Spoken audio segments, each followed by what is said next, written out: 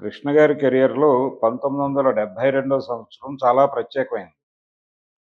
అంటే దాదాపు ఏ హీరోకి ఇలాంటి చరిత్ర లేదనే చెప్పాలి. ఇది ప్రపంచంలోనే ఒక రికార్డ్. అంటే 18 సినిమాల్లో నటించాడాయన ఒకే సంవత్సరం 72లో. అబ్బాయి గారు, అమ్మాయి గారు, కోడలు పిల్ల ఇలా అనేక సినిమాలు 'ఇన్స్‌పెక్టర్ భార్య', 'మొనగాడొస్తున్నాడు జాగ్రత్త' అనే సినిమాతో మొదలై ఈ సంవత్సరం 'ఇల్లు ఇల్లాలు'తో ముగిసింది.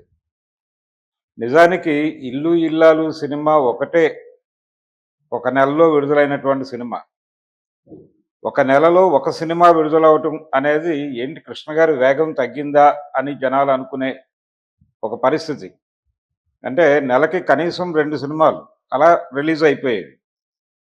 ఈ పద్ధతిలో రిలీజ్ అయినటువంటి సినిమాల్లో అన్నీ సూపర్ హిట్‌లేం కాదు. కానీ నిర్మాతలకి నష్టాలు మాత్రం తీసుకురాలేదు. అంటే మినిమమ్ గ్యారంటీ సినిమా. ఈ పద్ధతిలో 'పండంటి కాపురం' అనేటువంటి ఒక పెద్ద హిట్ కూడా ఉంది ఈ వరుసలోనే. అలాగే 'ఇన్స్‌పెక్టర్ భార్య' అనేటువంటి ఒక మంచి హిట్ ఉంది. 'ఇల్లు ఇల్లాలు' సినిమా కూడా తక్కువ హిట్ ఏం కాదు. ఇలా ఉన్నాయి. ఇలా 'కోడలు పిల్ల' ఇలాంటి సినిమాలు కొంత ఒక రేంజ్‌లో ఆడేసిన సినిమాలు ఉన్నాయి. అయితే మినిమమ్ గ్యారంటీ ఉంటుంది అనేటువంటి ఒక ఒపీనియన్ కృష్ణ గారు క్రియేట్ చేయగలిగాడు. పరిస్థితి ఎక్కడి దాకా వచ్చిందంటే ఆయన 3 షిఫ్టుల్లో పనిచేస్తే తప్ప ఈ అద్భుతం సాధ్యం కాలేదు. 3 షిఫ్టుల్లో అంటే దాదాపుగా ఆయన నైట్ కూడా అక్కడే ఉండి ఎర్లీ మార్నింగో ఇంటికొచ్చి మళ్ళీ ఒక 2-3 అవర్స్ అలా రెస్ట్ తీసుకొని మళ్ళీ సెట్స్‌కి వెళ్ళిపోయేటువంటి పరిస్థితి. ఈ హడావిడి నడుస్తున్నటువంటి టైంలో ఒక ఒక ఇన్సిడెంట్ చెప్తారు కృష్ణ గారు తరచూ ఆయన చాలా ఇంటర్వ్యూలో చెప్పిన ఇన్సిడెంట్ ఇది. కేఎస్ఆర్ దాస్ గారు కూడా చెప్పాడు అదే మాట ఒక ఇంటర్వ్యూలో. అదేంటంటే ఒక సినిమాకు సంబంధించి కృష్ణ గారు నిద్రపోతున్న షాట్స్ ఉన్నాయి. అది ఒక రోజు అనుకున్నారు. ఒక డే అనుకున్నారు. అది చెప్పాడీయన. రేపు మీ షూట్ ఉంది. నేను మధ్యలో ప్యాచ్ వర్క్ షాట్స్ ఉన్నాయి గదా! నిద్రలో ఉన్నవి. అవి చేసేసుకుంటారా? రేపొచ్చేస్తాను అన్నాడట దాస్ గారితో. అంటే అక్కర్లేదు నేను ఆ షాట్స్ తీసేసుకున్నాను అన్నట్టాయన. అలా ఎలా తీసుకున్నారు అన్నట్టు ఈయన ఆశ్చర్యపోయి. లేదు నిన్న వేరే సినిమా షూటింగ్‌కొచ్చినప్పుడు మొన్న మన షూటింగ్‌లోను మీరు షార్ట్ గ్యాప్స్‌లో పడుకున్నారు గదా! అక్కడే ఆ షాట్స్ తీసేసుకున్నాను నేను. అవి వేసేసుకుంటాను. నో ప్రాబ్లమ్ మీరు ఆ డేట్ ఎవరికైనా ఇచ్చేసేయండి పర్లేదన్నట్టే. ఆ రేంజ్‌లో నడిచింది. ఇప్పుడు పరిస్థితితో చూస్తే అంటే ఇప్పటి హీరోల పరిస్థితితో చూస్తే కృష్ణ గారిని ఆయన సాహస నటుడు అని ఎందుకంటారు అంటే ఆ రేంజ్ స్పీడ్ అంత వేగంగా సినిమాలు చేయటం, ఒక ఫ్యాక్టరీ లాగా సినిమాలు చేయటం అనేది కనిపిస్తుంది. ఇప్పుడు హీరోలు దాదాపుగా ఒక సినిమా రిలీజ్‌కి కనీసం ఏడాది నుంచి కొంచెం బిగ్ సినిమా అంటే 2 ఏళ్ళు, ఒక్కొక్కసారి అనుకోకుండా 3 ఏళ్ళు కూడా పట్టేస్తోంది. అంటే సెట్స్‌లోకి వెళ్ళిన తర్వాత కథలు రాసేటువంటి ఒక పరిస్థితి మనం చూస్తున్నాం. ఇది తప్పేం గాదు. ఇంప్రవైజేషన్. ఎక్కడికక్కడ ప్రతి సీను అంటే సీన్ ఓకే అయిపోయిన తర్వాత కూడా ఇలా ఉంటే బావుంటుంది అని అనిపిస్తాయి. లేదు బెటర్‌మెంట్ కావాలి అని కోరుకుంటే ఇమ్మీడియేట్‌గా మళ్ళీ చేయటం అనేది చూస్తున్నాం. ఈ మధ్య కాలంలో 'పుష్ప 2'కి సంబంధించి ఆ రకమైన కసరత్తు జరిగినట్టుగా, అందుకని 3 ఏళ్ళు పట్టినట్టుగా మనకి చెప్తున్నారు. ఒకవేళ అది నిజమే అయ్యుంటే అంటే ఆయనే డైరెక్టర్ గారే చెప్పుకున్నాడు డయాస్ మీద. కాబట్టి ఈ కృషి ఓకే. బానే ఉంది. ఆ రోజుల్లో కూడా హాలీవుడ్ సినిమాలు అవి టైం తీసుకునేవి. మనకందుకనే హాలీవుడ్ హీరోల్లో గాని, డైరెక్టర్లలో గాని ఒక ఎక్కడా కనిపించదు. అంటే వాళ్ళు మాక్సిమం 10 సినిమాలు, 20 సినిమాలు చేయటమే చాలా గొప్ప విషయంగా భావించేటువంటి సందర్భంలో ఒక లైఫ్ స్పాన్‌లో మన డైరెక్టర్లు ఏడాదికి అంటే ఏడాదికి 4 సినిమాలు, 5 సినిమాలు డైరెక్ట్ చేసేసేటువంటి పరిస్థితి. అలాగే కొంతమంది డైరెక్టర్లు 100, 150 సినిమాలు తీసినటువంటి డైరెక్టర్‌ని కూడా మనం చూసాం. దాసరి నారాయణరావు గారు. ఇదొక ట్రెండ్. అంటే సినిమాయే శ్వాసగా, సినిమాయే ఆహారంగా, సినిమాయే జీవనంగా అలా నడిపేసి, గడిపేసినటువంటి మనుషులు వాళ్ళందరూ. పైగా మెడ్రాస్‌లో సెంటర్ అప్పుడు. మెడ్రాస్ అంటే 12 ఫ్లోర్‌లతో వాహిని స్టూడియో ఉండేది. ఇంకా ఇతర స్టూడియోలుండేవి. షూటింగ్స్ అన్నీ దాదాపు అక్కడే సెట్స్‌లోనే జరిగిపోయేవి. ఆర్టిస్టులందరూ అవైలబుల్‌గా ఉండేవాళ్ళు. టైమ్ టు టైమ్ కాల్ షీట్లుండేవి. ఈ టైమ్ టు టైమ్ కాల్ షీటుల్లో వాళ్ళు పక్క షూట్‌లో ఉన్నా ఇక్కడికొచ్చి గెటప్ మార్చేసుకొని వచ్చేసి సీన్ చేసి వెళ్ళిపోయేవాళ్ళు. అంటే విపరీతమైనటువంటి ప్రొఫెషనలిజం ఉండేది. ఎన్టీ రామారావు గారు ఇండస్ట్రీ హైదరాబాద్‌కి షిఫ్ట్ అవ్వాలి అనుకున్నప్పుడు ఆయన ఇబ్బంది పడింది ఇక్కడే. అంటే ఇక్కడ ఆ రకమైనటువంటి స్ట్రక్చర్ లేకపోతే ఖర్చు పెరిగిపోతుంది గదా! అనేది ఆయన భయం.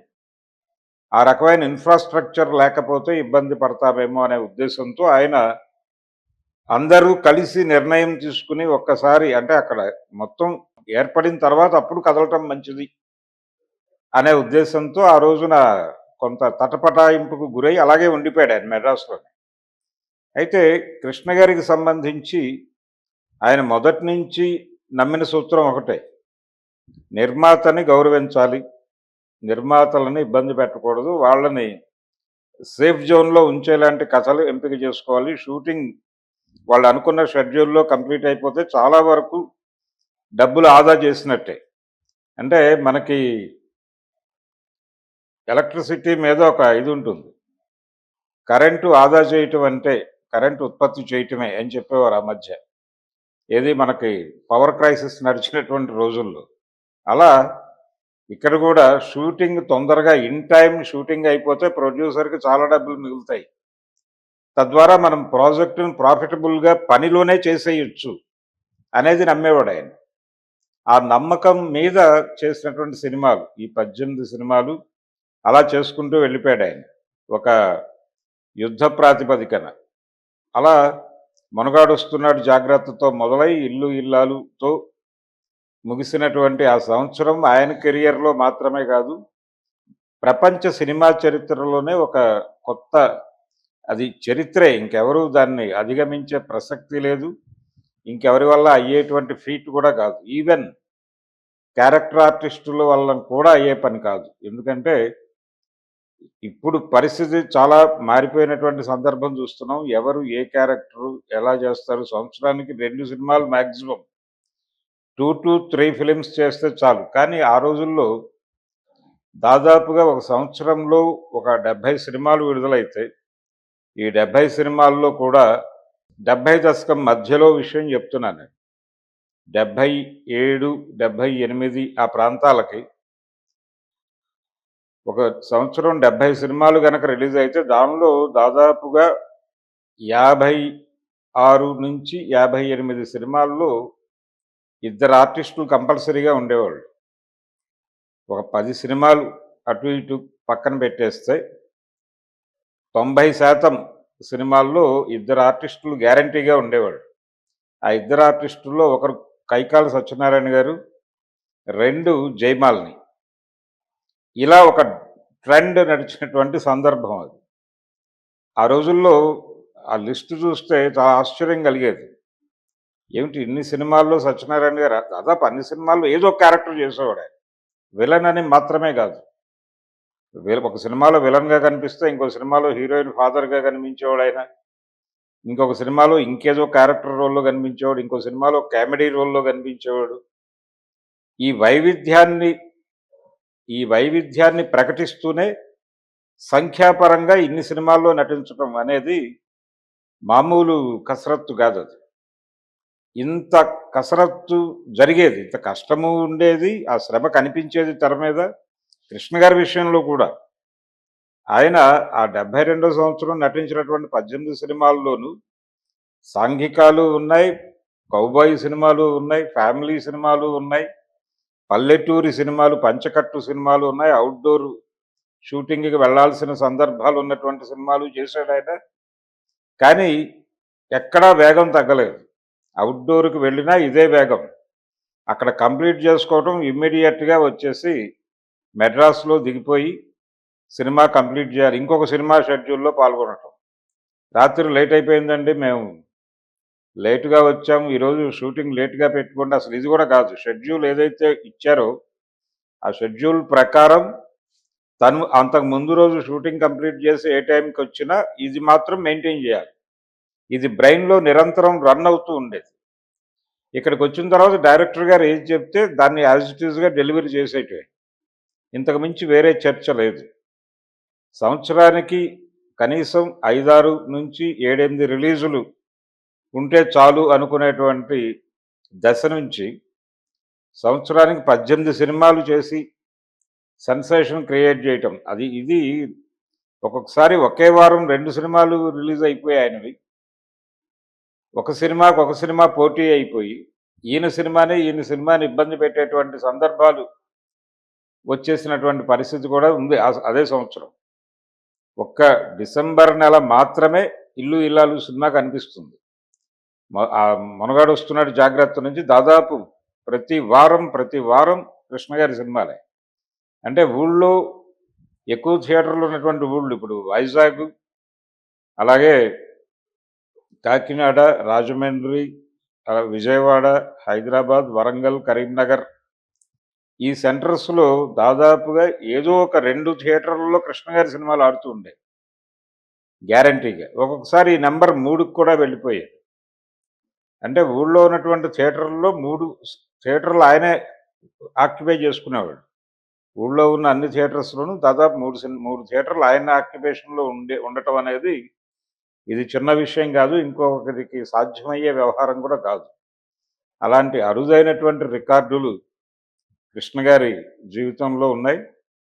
ఆయన ఇండియన్ స్క్రీన్కి అంటే ఆ రేంజ్లో ఒక బిగ్ లెవెల్లో ఒక కౌబాయ్ సినిమా తీసినటువంటి హీరో ఆయనే.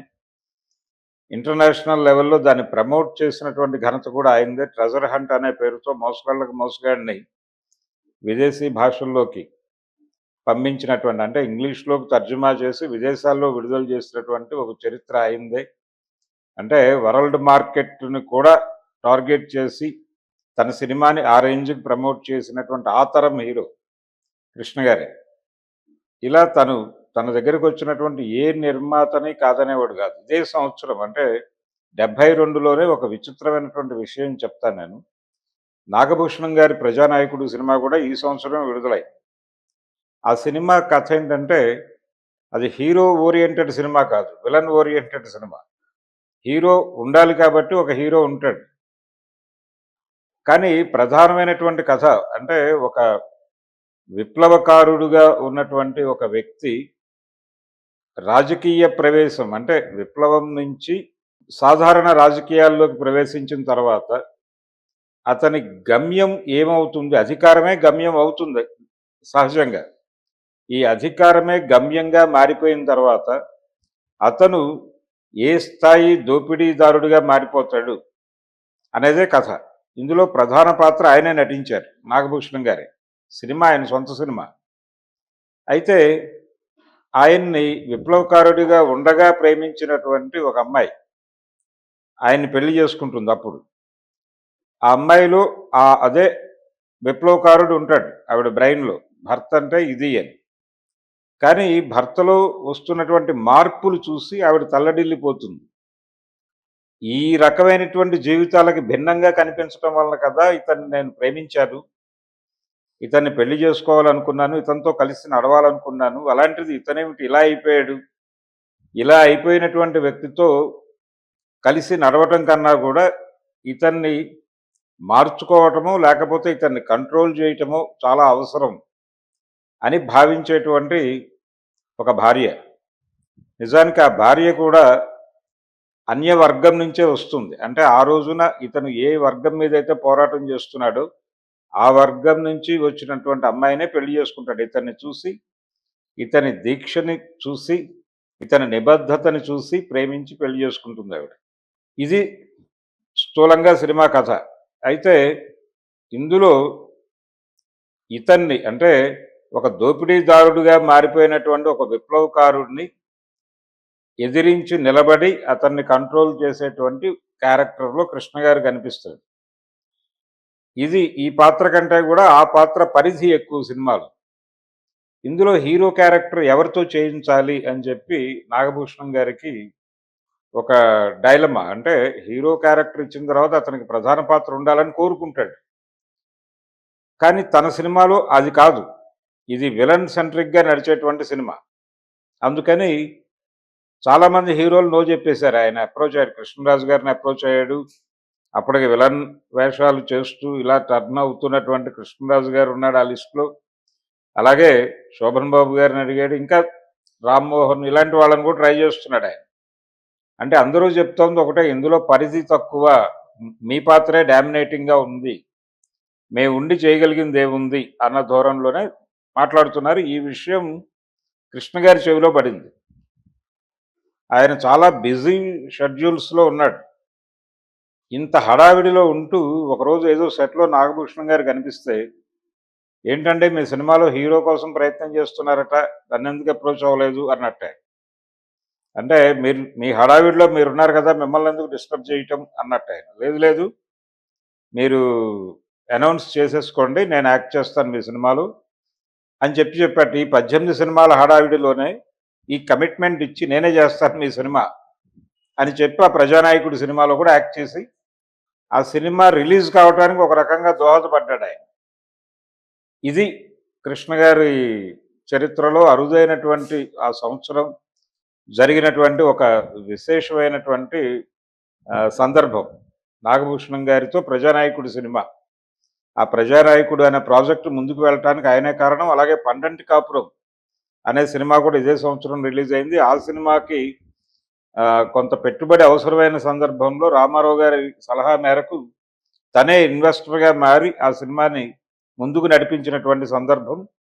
ఇలా ఇంత బిజీ షెడ్యూల్లో కూడా తను నటించేటువంటి సినిమాల తాలూకా నిర్మాతల క్షేమాన్ని, అలాగే ఆ సినిమాలు తీయాలనుకుంటున్నటువంటి ఆ కథకుల ఎవరైతే ఆ కాన్సెప్ట్ డిజైన్ చేస్తారో వాళ్ళ కాన్సెప్ట్ మీద గౌరవం ఉంచి వారితో సహకరించటం అనేది, ఇలాంటి అరుదైన లక్షణాలతో కృష్ణ గారు అంతకాలం అంత సుదీర్ఘమైనటువంటి కెరియర్ నడిపాడు ఆయన. ఇది 72 అనేది కృష్ణ గారి అభిమానులకి ఇప్పటికీ ఒక వండర్ ఇయరే. కృష్ణ గారి అభిమానులకే కాదు, ప్రపంచ సినిమా అభిమానులకు కూడా 72 18 సినిమాలు ఒకే హీరో అనేటువంటిది ఒక వండరే. అది చరిత్రలో ఇంకెవరు బీట్ చేయలేనటువంటి అనితర సాధ్యమైనటువంటి రికార్డు.